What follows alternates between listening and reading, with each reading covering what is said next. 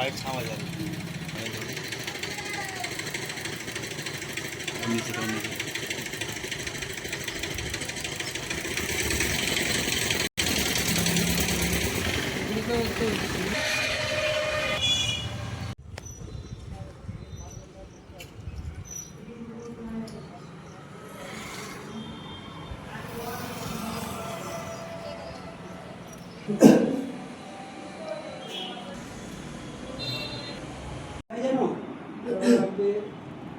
যেখানে আবর্জনা আছে, যেখানে ঢুকে বাড়ি থাকে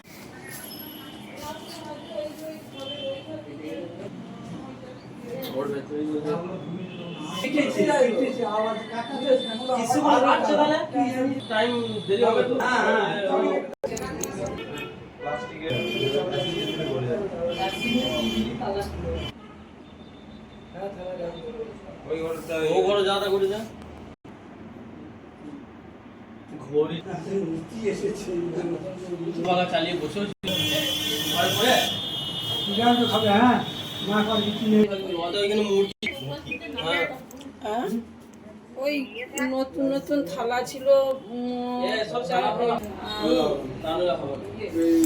কিভাবে চুরি হচ্ছে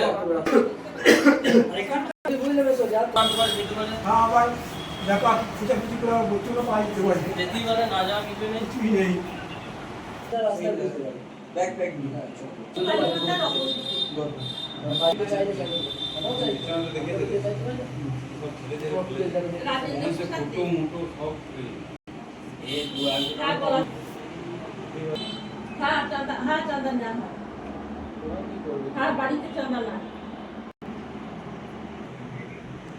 ঘটনা ঘটেছে আমি পরশুদিন বিকালবেলা আমার দিদির বাড়ি গিয়েছিলাম, দিয়ে দিদির শরীর খারাপ, দিদির কাছে দেখা করতে গেছিলাম। দিয়ে পরশু রাতে আমার বাড়িতে লোক শুয়েছিল, আমি কাল রাতে বাড়িতে কেউ ছিল না। আমার উপরে জানলা খোলা আছে, জানলা দিয়ে মই লাগিয়ে লোক ঢুকেছে। আমার সদর দরজার তালা ভাঙে নেই, আমার এমনি ভেতর দিয়ে ঢুকে সব জিনিসপত্র সব তছনছ করে দিয়ে গেছে।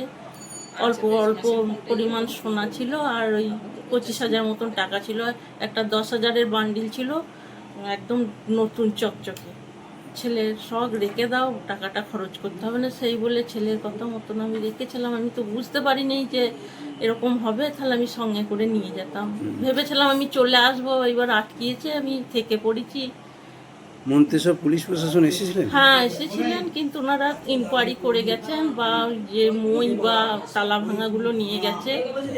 এবার পুলিশ স্টেশন কি করবে, আমার তো যা হবার হলো। কি বললেন ওরা? ওনারা বললো দেখছি, ইনকোয়ারি করে দেখছি কি আপনার কাকে সন্দেহ হয়। আমিও বললাম আমার বাড়ির এই পাশখানে একটা ঘর করেছে, এই ঘরে প্রায় লোকজন থাকে, আমি ইয়ে পাই, কিন্তু আমি কাউকে জানাই না। ওনাদের জায়গায় ওনারা ঘর করেছে, ওকে আছে না আছে, আমি তো মেয়ে ছেলে একটা থাকি, দেখি না। ওনাদেরকে নিয়ে একটুকুনিও আমি বলেছি, এই ঘরে খুব আড্ডা হয়। আপনার নাম আর পরিচয়?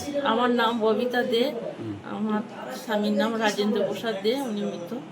আর আমার ছেলের নাম ইন্দ্রপ্রসাদ দে। আমি বাড়িতে একাই থাকি।